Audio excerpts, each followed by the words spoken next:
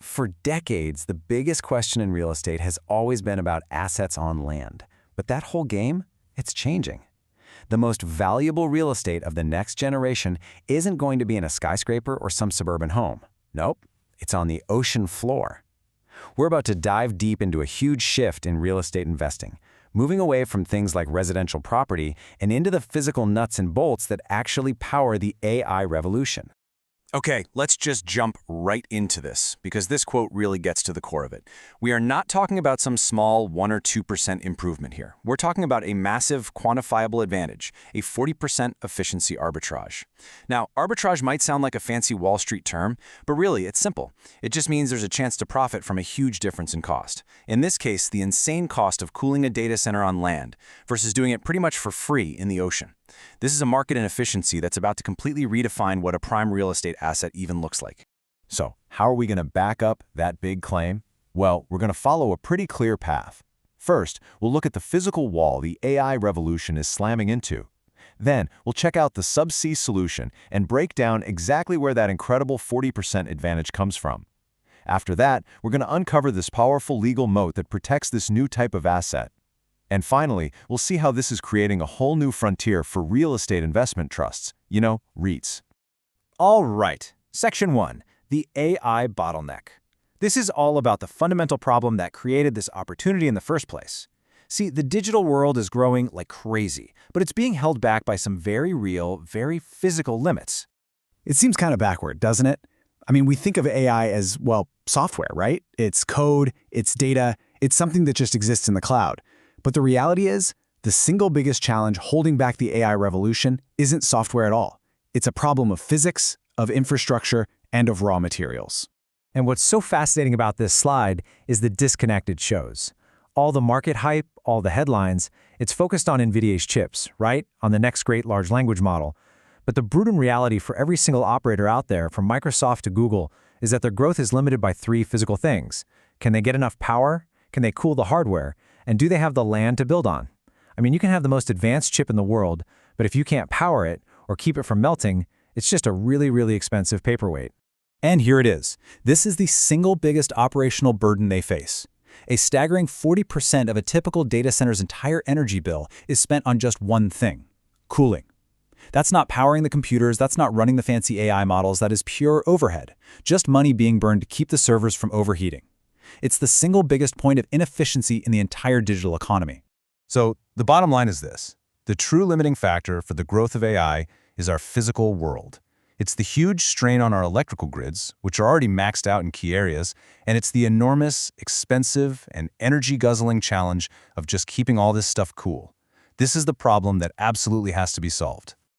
Okay, let's move on and see how this all connects. This is where we get to the solution and that incredible economic advantage we talked about.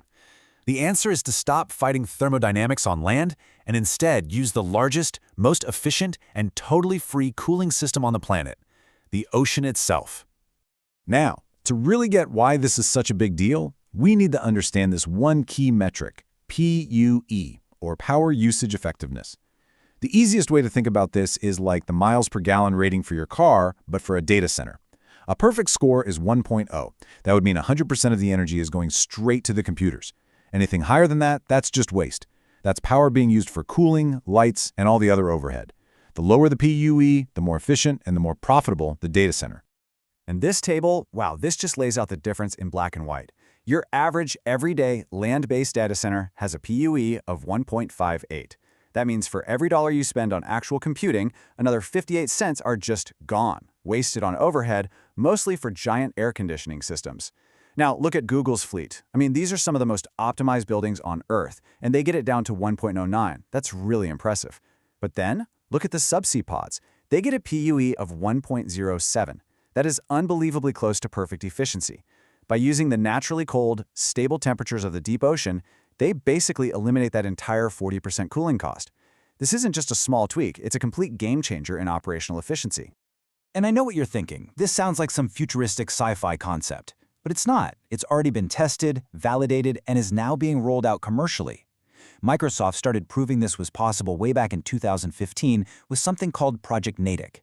In their second phase, they sank 864 servers off the coast of Scotland and left them there for over 2 years. The result? The underwater servers were 8 times more reliable than the exact same servers on land. And now, you've got commercial companies like Subsea Cloud taking this proven tech and deploying it at scale, tapping into what's already a multi-billion-dollar market. So the operational savings, the day-to-day costs are one thing, but look at the upfront costs, the CapEx. It's stunning. A 90% reduction in construction costs because you don't need to build a massive concrete fortress. 100% savings on land acquisition because you're using the seabed. And you can go from making a decision to being fully deployed in just 12 weeks instead of 2 or 3 years. This completely upends the entire financial model of how we build the entire internet's infrastructure. Okay, now for what might be the single most important piece of this for any long-term investor. The technology is amazing, the economics are undeniable, but what stops everyone from just dropping a server pod in the ocean? The answer is a powerful and mostly unseen legal moat. The key legal concept you have to understand here is the subsea easement. The absolute best analogy for this is to think back to the 19th century railroads. The railroad companies didn't own all the land across the entire country, but what they did own was the exclusive legal right to cross it. A subsea easement is exactly the same thing, but for the ocean floor. It gives a company the right to lay cables and place infrastructure in a specific corridor, effectively locking out any competitors. And believe me, getting one of these easements is not like filling out a form at the DMV. It's an incredibly difficult process. You have to navigate this complex web of international and national laws, starting with the UN Convention on the Law of the Sea. You're dealing with different jurisdictions, like exclusive economic zones controlled by countries versus the open high seas. You need to get through years of rigorous environmental permitting. You have to secure the fiercely contested rights for a cable landing station back on shore. And now, because this is critical infrastructure, you even need national security clearances. All these hurdles create a massive barrier to entry.